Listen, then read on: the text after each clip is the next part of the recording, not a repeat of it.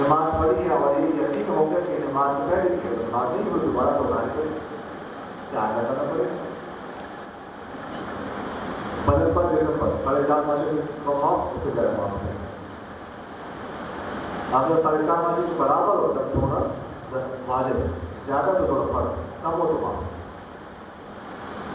और अगर निजासत गलीज़ा पतली हो, लिक्विड हो, जैसे पेशाब है, तो सूरत में फिर हथेली की मकदार जो है इससे कम माफ, इससे ज़्यादा माफ। हथेली की मकदार का मतलब ये होता है कि जितने हिस्से में हम पानी डाल दें, पानी गिरे ना, देखिए ना, मैं पानी डालता हूँ, बिल्कुल हाथ को सीधा, हथेली को तो यूँ करके सीधा करके, तो यहाँ तक जो है ना वो पानी नहीं गिरेगा, आगे पानी गिरना शुरू हो जाएगा। तो ये मकदार है। वैसे कहते हैं कि एक दिरहम वो समझ नहीं आती, दिरहम तो आजकल जो और चलने वाला छोटा सा ज़माने में दिरहम बड़ा, तो ये बेहतरीन मकदार ये है। ये आसान सी बात, सबको समझ आ जाए, समझ आ जाए।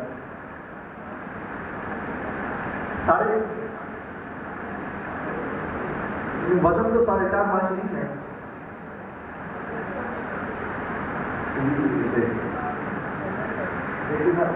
लेकिन 4.5 मासी पता है कि ये तो मैं नहीं बता सकता कि इतनी हो गई तो 4.5, वो तो वल्लाह अगर कुछ आइडिया बताए 4.5 मासी कितनी हो सकती, वल्लाह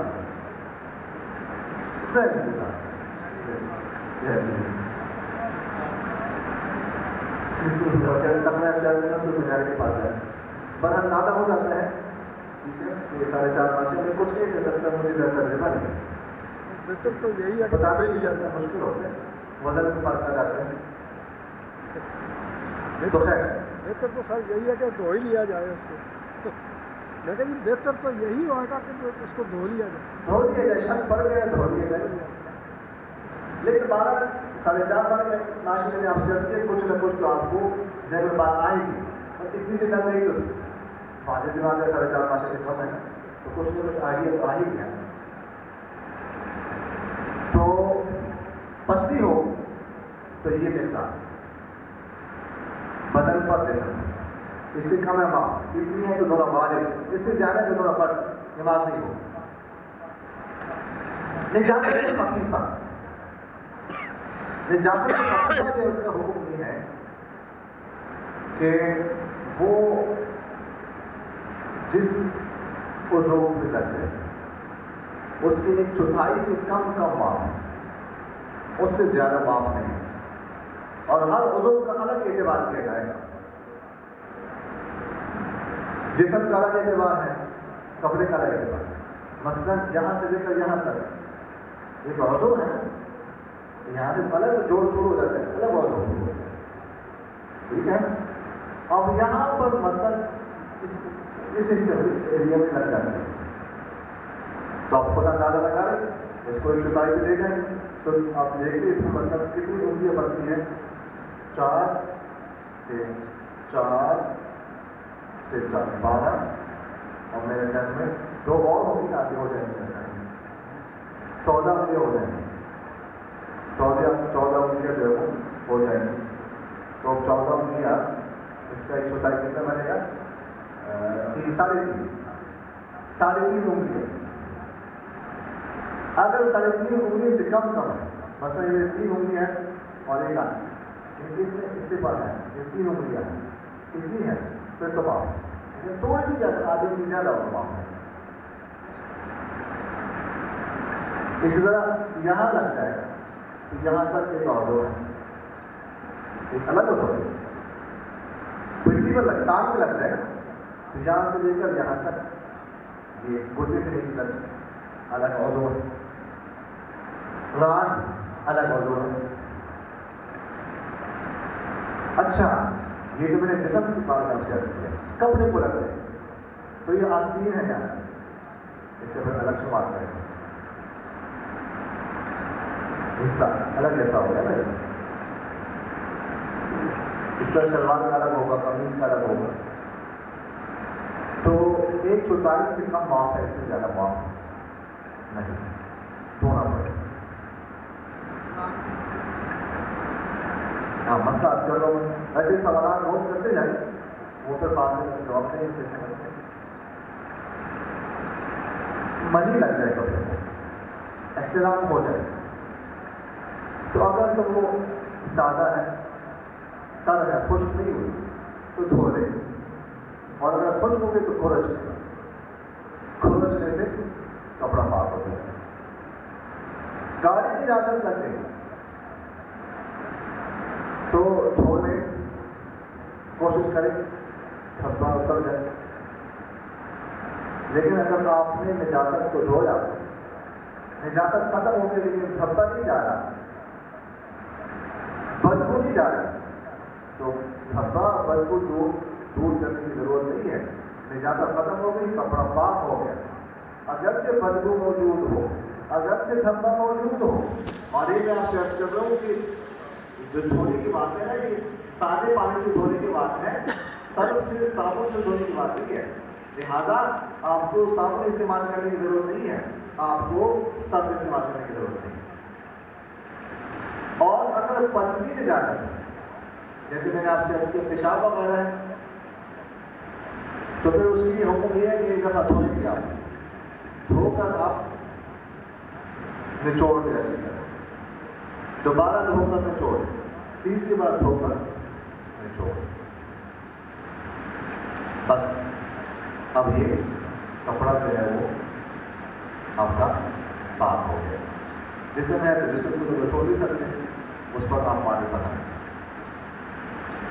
تو جی جیسے میں نے آپ سے عرض کیا کہ ہم جو نجاست کو دھونے کی بات کر رہے ہیں، ہم سادے پانی سے اور ہاتھوں سے مشین پہ ڈال کر، سر ڈال کر یا صابن ڈال کر اس کا انسان کو مدد نہیں۔ بعض لوگوں کو وہم ہو جاتا ہے بہت زیادہ، لیکن اگر پیشاب کی چیز پڑ گئی اور اتنی باریک روح ہوتی ہے تو کوئی حرج نہیں، نظر نہیں آ رہی۔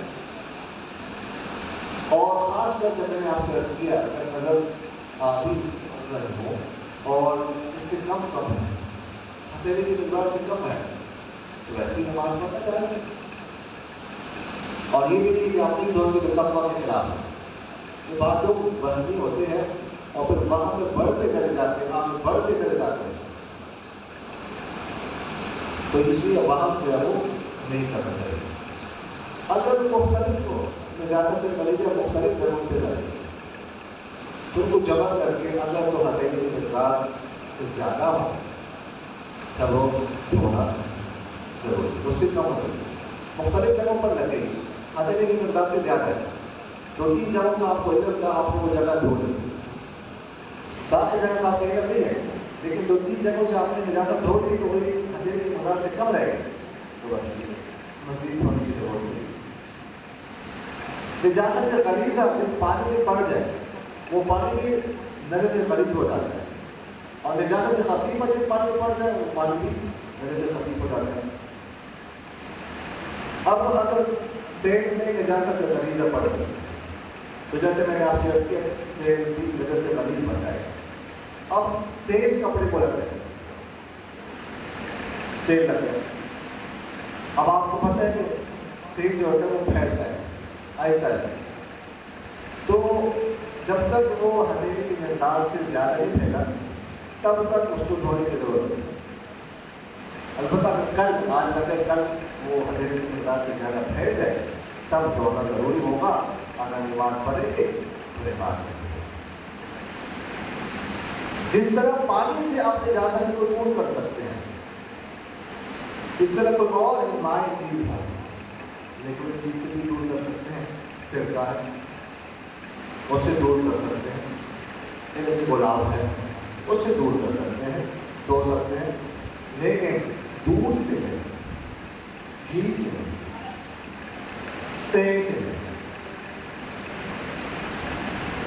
کوئی سرکے سے ہم دور کر سکتے ہیں۔ آپ کو کوئی آپ کے پاس کوئی اور چیز کا پانی نہیں ہے، نجاست لگے سلک آپ کے پاس موجود ہے تو سلک سے دھو.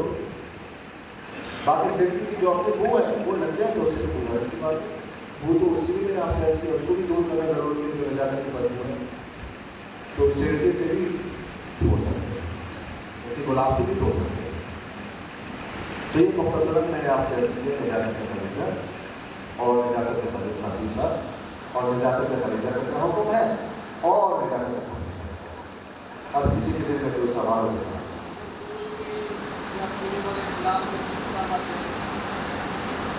یہ ہمارے کنواں ہے اس میں کوئی کتا مر جائے یا کلام مر جائے اس کا ایسے ارادہ تو جھیلنا ہے کسی سوال سے بھی اس کو غور کریں کہ کروانے کی ذہن پر پانی اگر کنویں میں مر جائے کتا تو سارا پانی ناپاک ہو گیا.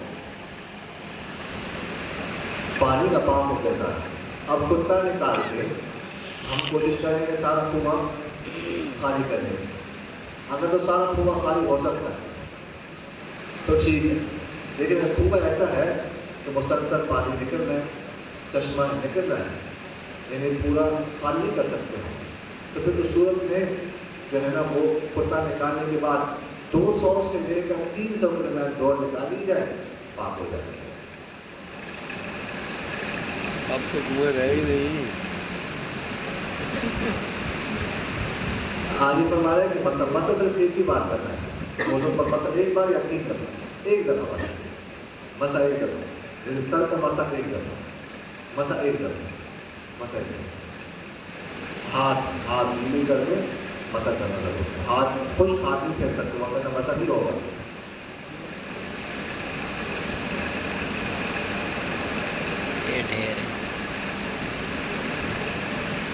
فرماتے ہیں کہ بعض اوقات کوئی بندہ پیشاب کر کھڑا ہو جاتا ہے تو ایسا محسوس ہوتا ہے کہ کوئی قطرہ نکل گیا پیشاب کا. لیکن محسوس اگر ہو نہ شک ہو تو اس سے کچھ فرق نہیں پڑتا. ہاں یقین ہو جائے کہ قطرہ نکلا ہے, ٹھیک ہے, تو ابھی جو اس نے ویسے وضو کیا ہے تو وضو ویسے اس نے کرنا ہے, اور کپڑے کو لگ جائے تو کپڑے کو ویسے دھونا ضروری ہے, وہ اس سے کم مقدار سے کم ہے. آپ وضو کرنے کے بعد نہیں کریں. اگر کسی نے وضو کیا اس کے بعد اسے محسوس ہوا تو کوئی خطرہ نہیں, اگر تو شک ہو نا تو شک کی وجہ سے کچھ نہیں ہوتا. ال یقین لا یزول بالشک. وضو کے بارے میں آپ کو یقین ہے, قطرے کے بارے میں آپ کو شک ہے, تو شک سے یقینی چیز ختم نہیں ہو سکتی تو آپ کا وضو برقرار ہے. یا اگر اس کا الٹ ہو جائے کہ وضو آپ نے توڑا تھا, پیشاب آپ نے پخانا کیا تھا, اس کے بارے میں تو یقین ہے لیکن وضو کے بارے میں شک ہے کہ اس کے بعد وضو کیا تھا کہ نہیں, تو وضو نہیں شمار ہوتا ہے. کیونکہ اس کے بارے جس کے بارے میں یقین ہو نا اس کو لے لیں. تو وضو آپ نے توڑا تھا اس کے بارے میں یقین ہے, وضو کیا تھا اس کے بارے میں شک ہے, تو یہ سمجھا جائے کہ آپ کا وضو نہیں. تو جس کے بارے میں یقین ہو اس کو لے لیں, جس کے بارے میں شک ہو اس کو چھوڑیں.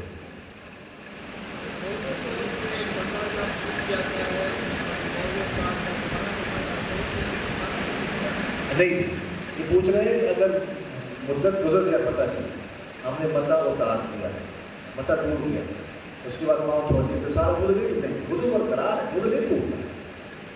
وضو صرف اس چیز سے ٹوٹ جائے گا جو چیز وضو کو توڑتی ہے.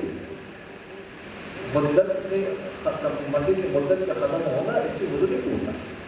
وضو جو ہے نا دیکھیے گا, وضو اور روزہ ایک دوسرے کو اپوزٹ ہے. وضو ٹوٹتا ہے, الوضوء مما خرج, اندر سے کسی چیز کے باہر آنے سے,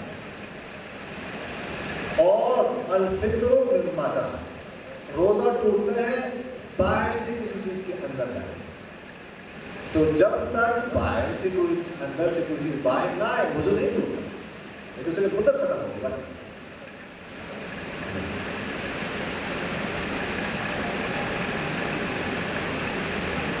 ہاں پوچھ رہے اگر قطرہ گر جائے, یقین ہے قطرہ گر جائے, پھر بھی دھونے کی ضرورت نہیں ہے. میں آپ سے عرض کر رہا ہوں کہ مقدار اندھیرے کی مقدار سے کم ہے تو دھونے کی ضرورت نہیں ہے. دھونے کی ضرورت اس لیے میں کہہ رہا ہوں کہ میں نے اس لیے عرض کیا کہ بعض لوگ وہمی ہوتے ہیں, وہاں میں پڑ جاتے ہیں, اس لیے وہاں نہیں کرنا چاہیے. اتنی مقدار ویسے معاف ہے, قطرہ گر گیا, وضو تو ویسے کرنا ہے آپ نے, تو دھونے کی ضرورت نہیں ہے. وہاں بنا پڑے کپڑا دھونے کی ضرورت نہیں.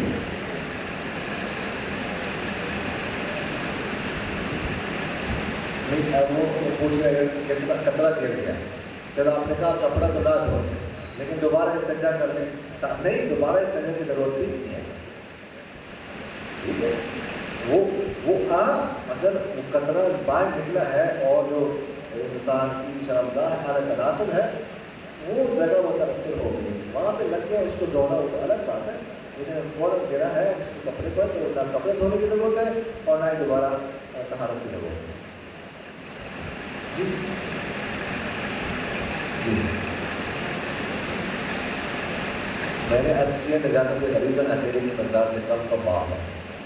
اگر بدلی ہو تو ہتھیلی کی مقدار, گاڑی ہو 4.5 ماش. جی, مقیم موزوں پر 1 دن 1 رات 1 رات 24 گھنٹے.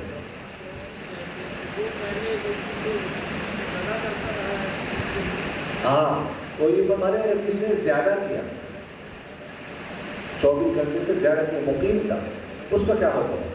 دیکھیے گا اس کا مسا ہوا نہیں, مسا نہیں ہوا, وضو نہیں ہوا, وضو نہیں ہوا, نماز نہیں, نماز نہیں.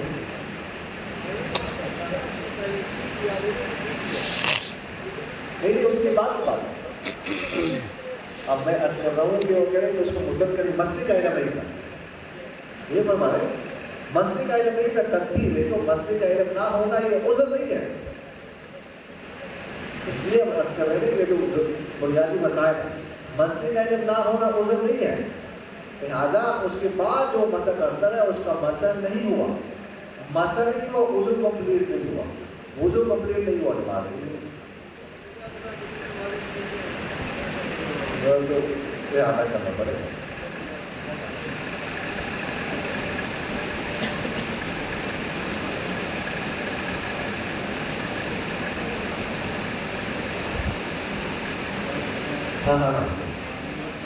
ہاں او اچھا, پوچھ رہے ہیں کہ بعض اگر استنجا کرتے ہیں تو پانی ادھر ادھر گر جاتا ہے. کوئی نہیں, دیکھیے کہ آپ نے تھوڑا سا پانی اپنی شرمگاہ پہ ڈال دیا, بس وہ پاک ہو گیا, بس ختم. وہ تو 1 آدھ 2 3 قطرے ڈالنے سے بس وہ صاف. تو باقی ادھر ادھر پانی گرتے اس کو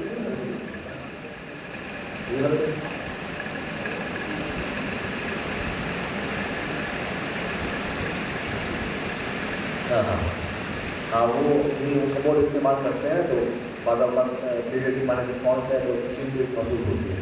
تو وہ بھی ظاہر ہے کہ وہ پانی تو ناپاک ہے, اس میں ناپاکی ہے, وہ چینج جو پڑے گی تو وہ بھی ناپاک ہے. نجاست غلیظہ ہے, وہی حکم, یہ حکم لاگو ہوگا. ہاں اگر آپ نے پانی بہا دیا تو جو پچھلا پانی تھا وہ چلا گیا, نیا پانی آ گیا تو پاک. جگہ تو ویسے کمول تو ویسے جب آپ نے اس میں پانی بہا دیا وہ پاک ہو گیا. آپ نے پانی زیادہ بہایا, پچھلا پانی ختم ہو گیا, نیا پانی آ گیا تو پاک. کوئی حرج کوئی مسئلہ نہیں. موضوع سے متعلق ہو تو ویسے ہی پوچھ لیں, اس کے علاوہ پوچھ ویسے ہاں ہاں ہاں ہاں میں ویسے دکھا بھی دوں گا آپ کو, موضوع کی طرح کھڑے ہو جاتے ہیں. کل مجھے یاد دلا دیں, میں آ جاؤں گا پھر میں آپ کو دے دوں گا. ٹھیک, تو میں آپ کے سامنے دکھا دوں گا. جی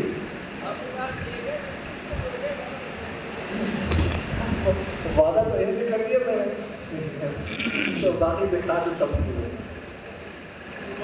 میرے قریب بھی ہے, دائیں طرف ہے.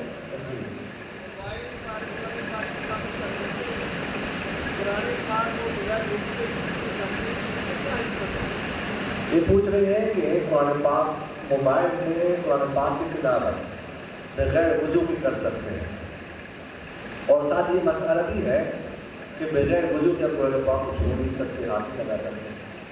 اور یہ بھی ساتھ کہتے ہیں کہ بغیر وضو کی قرآن موبائل میں تلاوت کریں. دیکھیں جو قرآن پاک میں ہم تلاوت کر رہے ہیں تو قرآن پاک کو ہاتھ نہیں لگانا ہے, اس کے اندر سکرین ہے. اگر کسی کا وضو نہ ہو تو وہ کپڑے کے ساتھ تو ہاتھ لگا سکتا ہے, شاپر ہو ہاتھ شاپر کے ساتھ پکڑ کے قرآن پاک ہاتھ میں ڈال کے پکڑ سکتا ہے، پلاسٹک کے ساتھ پاک پلاسٹک کے ساتھ پکڑ سکتا ہے.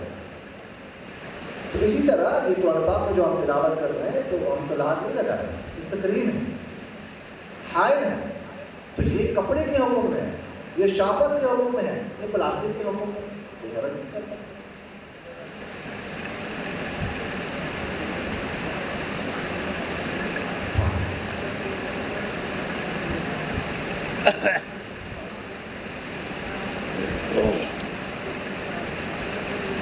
ہاں یہ پوچھ رہے ہیں کہ آپ نے کہا کہ جس پانی میں نجاست غلیظہ گر جائے وہ پانی بھی نجس غلیظ ہو جاتا ہے.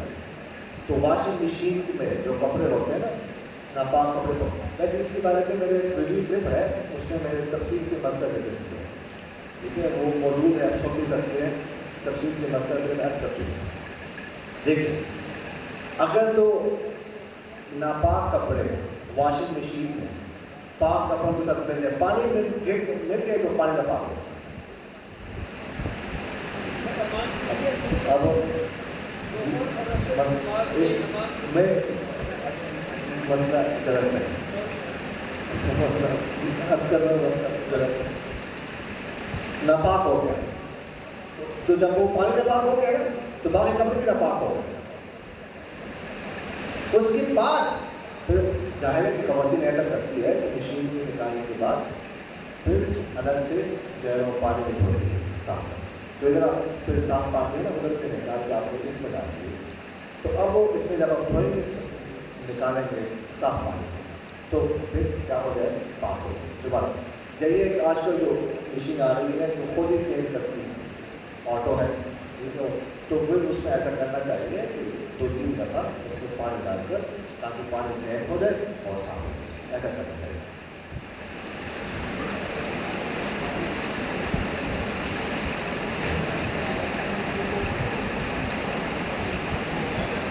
ہاں اور دوسرا جب پانی آ جائے سب کے بعد تو وہ پاک ہو جائے. مفتی زاہد حسین صاحب. زاہد حسین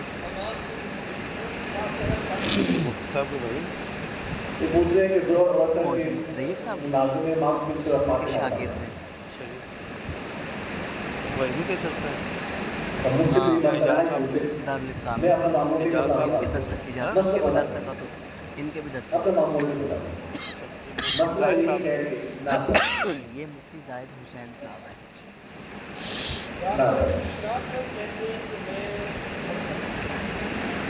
میں آپ نے مسئلہ پوچھا میں نے آپ کو بتا دیا، باقی اپنا معمول مجھے نہیں پتا ہے.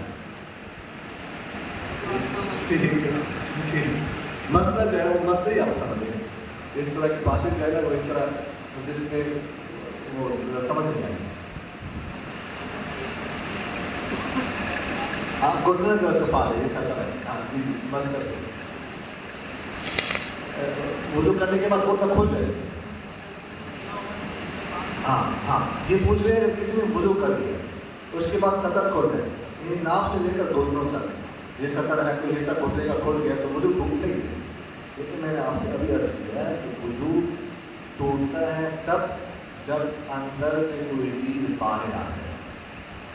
سطر کھولنے سے وضو نہیں ٹوٹتا، چاہے کسی کی شرمگاہ کھول جائے اس سے وضو نہیں ٹوٹتا. سطر کھولنا تو نہیں چاہیے، گناہ ہے گھٹنے سے لے کر ناف تک، لیکن کھل جائے اگر غلطی سے تو اس کی وضو نہیں ٹوٹتا. کبھی بھول جاتے ہیں کہ کلی کرنے پر ناک میں پانی ڈال وہ نظر کپڑے پہنے پھر یاد ہے وہ تو میں نے نہیں کیا تو وہ بات کلی ناک سے غسل ہو جاتا ہے. ہاں یہ پوچھ رہے ہیں کہ بعض اوقات ایسا ہوتا ہے کہ غسل میں ہم نے کلی کر لی تھی، وہ ناک میں پانی ڈال دیتے ہیں، کلی بھول جاتے ہیں، باہر آتے ہیں، اب کیا کریں؟ دیکھیے میرا ارادہ یہ تھا کسی غسل کے حوالے سے بھی تفصیلی مسائل عرض کریں گے لیکن ٹائم تھوڑا ہے. تو دیکھیں میں جیسے آپ سے عرض کر چکا ہوں پرسوں وضو کے مسائل کے حوالے سے کہ اس میں پیگر پہ دھونا ضروری نہیں ہے.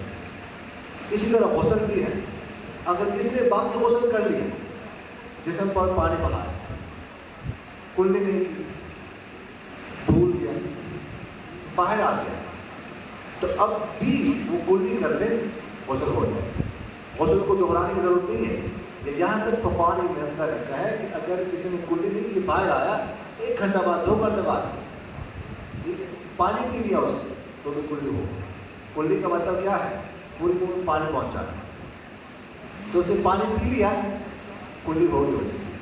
ٹھیک ہے, چاہے کافی عرصے بعد ہو چلے, لیکن یہ ذہن میں رکھیے اگر اس نے کلی نہیں کی تو غسل کمپلیٹ نہیں ہوا. نماز پڑھے گا, نماز نہیں ہوگی. ہاں جب وہ کلی کر لے گا تو اب غسل مکمل ہوگا اب, لیکن کر سکتا ہے دیر بعد بھی دوبارہ پورا غسل نہ کرے, صرف بس کلی.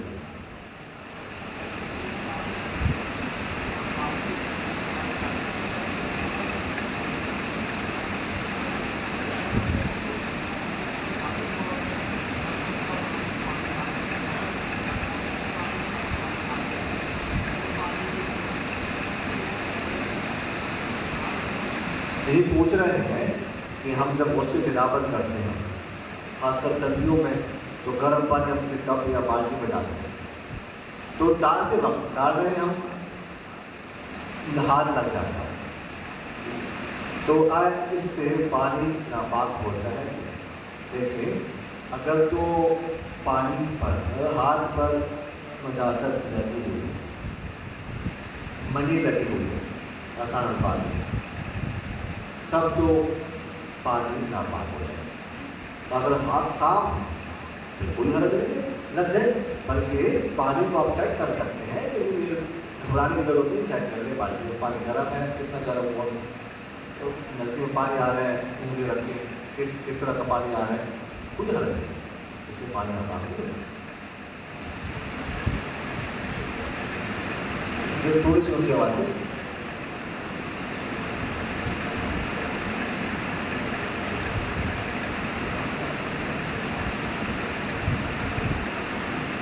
یہ پوچھ رہے ہیں کہ اگر شلوار کسی کی لمبی ہو, ٹخنوں سے اوپر کرتے ہیں تو ناف سے اوپر چل جاتی ہے, ناف کے نیچے کرتے تو ٹخنوں کے نیچے چلی جاتی ہے, تو کیا کریں؟ ٹخنوں کو ننگا کرنا ضروری ہے. باقی بے شک جتنی بھی اوپر چلی جائے اس میں کوئی حرج نہیں. ناف سے تو ویسے ہی اوپر جانی چاہیے نا, ناف کو تو ویسے جمانا ہے, باقی اوپر چلی جائے اس میں کوئی حرج نہیں. لیکن ٹخنے جو ہے وہ ننگے, ٹخنوں کو ننگا کرنا.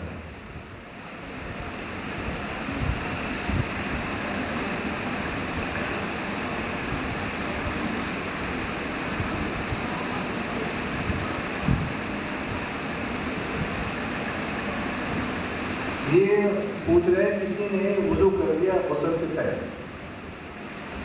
اس کے بعد غسل کر لیا, اس کے بعد اس کا وضو ٹوٹ گیا. اب وہ غسل دوبارہ جب وہ وضو کرے گا تو کلی کرے گا کہ نہیں, ناک میں پانی ڈالے گا کہ نہیں.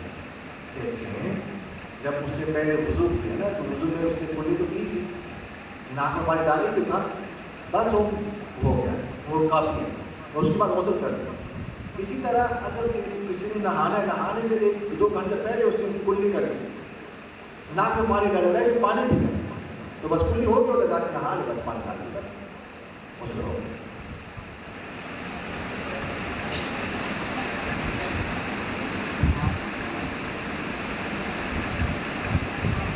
یہ پوچھ رہے کہ کپڑے کو اس طرح فولڈ کر دینا, شلوار کو اس طرح, پینٹ کو نا اس طرح فولڈ کرنا جیسے نا, تو یہ کہہ رہے ہیں کہ اس طرح جو ہے نا وہ نماز مقبول ہوتی ہے. ایسا کرنا نہیں چاہیے, ویسے کپڑے کو اس طرح جو ہے جس طرح پہنتے ہیں نا اس کے خلاف ہے, لیکن اگر کسی نے ایسا کیا تو نماز اس کی ہو جائے گی, نماز ہو جائے گی, نماز جو ہے نا اس سے فاسد نہیں ہے.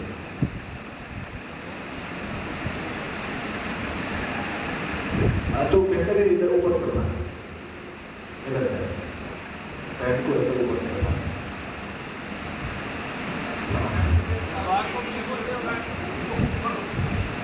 تو ادھر سے پر اٹھانا,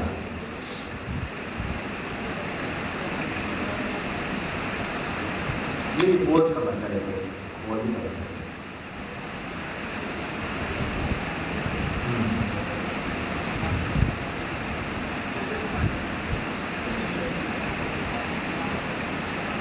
میں نے حلال کا یہ کوا بھی ہے, کوا حرام نہیں ہے. دیکھیے ہمارے یہاں مشہور ہے کوا حرام ہے. کوا جو ہے وہ 3 قسم کا ہوتا ہے. 3 قسم بات لمبی ہو رہی ہے. ایک کبا وہ ہے جو صرف گندگی کھاتا ہے بس. دوسرا کبا وہ ہے جو گندگی نہیں کھاتا. تیسرا کبا وہ ہے جو گندگی بھی کھاتا ہے اور صاف چیزیں بھی کھاتا ہے. تو جو پہلی قسم کا کبا ہے وہ حرام ہے.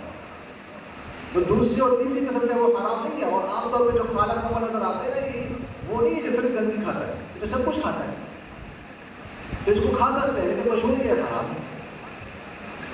یہ تو حلال ہے, لہٰذا اس کی بھیڑ بھی پاک ہے.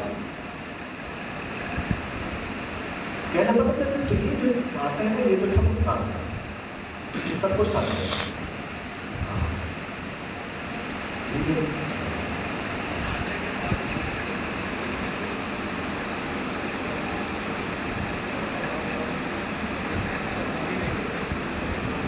یہ پوچھ رہے ہیں کہ نہانے کے بعد جو ہم وضو کرتے ہیں تو کپڑے پہن کے وضو کرنا چاہیے یا کپڑے پہننے سے پہلے؟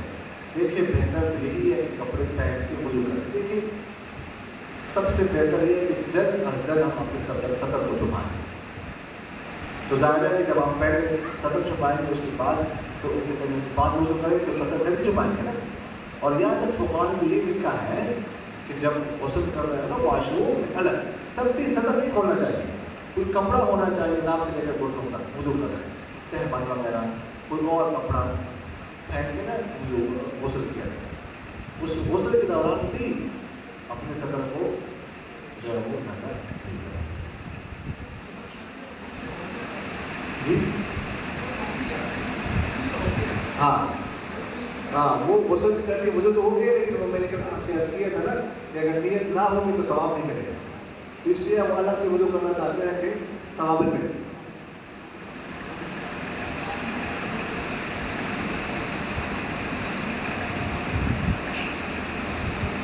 ہاں یہ پوچھ رہے ہیں کہ واش روم میں بیسن لگا ہوتا ہے اندر ہی, تو واش روم کر کے ادھر کر کے نا ادھر بیسن میں ہم وضو کر رہے ہیں تو جو وضو کی دعائیں ہیں وہ پڑھ سکتے ہیں کہ نہیں, یہ پوچھ رہے ہیں. پڑھ سکتے ہیں. دیکھیں ہمارے واش روم جو ہوتے ہیں نا وہ آج کل تو بالکل پاک ستھرے ہوتے ہیں, کمروں کی طرح ہوتے ہیں, گندگی نہیں ہوتی.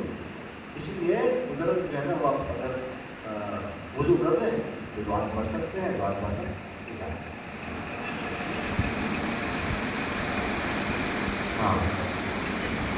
ہاں وہ ہوتی کیا رہتے ہی ہے وہ کہ وہ الگ پورشن ہے فلش کا تھوڑی چھوٹی اور ایک الگ پورشن سا ہو ایسے ہی صاف ہوتے ہیں اور وہ تب پانی بہا دیتے ہیں تب ختم ہو جاتے ہیں. یہ پڑھ سکتے ہیں.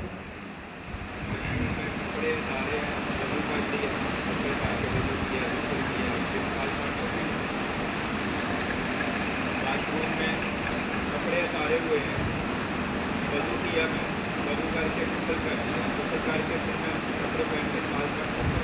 ہاں واش روم میں کپڑے اتارنے کے بعد وضو کر لیا, غسل کر لیا, کپڑے پہن کے نماز پڑھ. یہ آپ کو اشکال کیا ہے, کیا سوال, کیا تردد کیا ہے؟ اس میں کوئی حرج نہیں. جو اصل اشکال ہے وہ جو ہے کپڑے اتارے ہوئے ہیں, وضو کر دیا, غسل کیا, کپڑے پہن کے نماز پڑھ سکتا ہوں.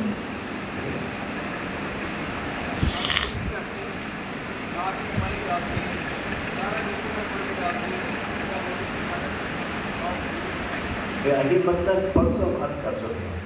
یہ پوچھ رہے ہیں یہی بات میں عرض کر رہا تھا کہ وہ کہتے ہیں ہم نے غسل کر لیا, پورا کلی کر لی, ناک میں پانی ڈال کے غسل کر لیا, تو دوبارہ وضو کی ضرورت ہے کہ نہیں.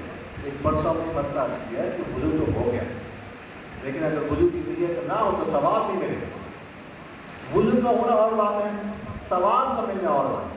اس کے بعد آپ نماز پڑھ سکتے ہیں, نوافل پڑھ سکتے ہیں, تلاوت کر سکتے ہیں, لیکن جو ثواب وضو پہ ملنا تھا وہ نہیں ملے گا نیت نہ ہونے کی وجہ سے. اس لیے یہ میں پرسوں بھی عرض کر چکا ہوں کہ بہتر یہ ہے کہ آخر میں جب آپ نے غسل کر دیا نا تو اعضائے وضو پر کچھ پانی وضو کی نیت سے ڈالا جائے, وضو بھی ہو جائے گا, ثواب بھی ملے گا. آمین. الحمدللہ رب العالمین والعاقبۃ للمتقین والصلاۃ والسلام علی خیر خلق محمد وعلی آلہ وصحبہ اجمعین. اللهم احسن عاقبتنا في الامور كلها واجرنا من خزي الدنيا وعذاب الاخره توفنا مسلمين والحقنا بالصالحين.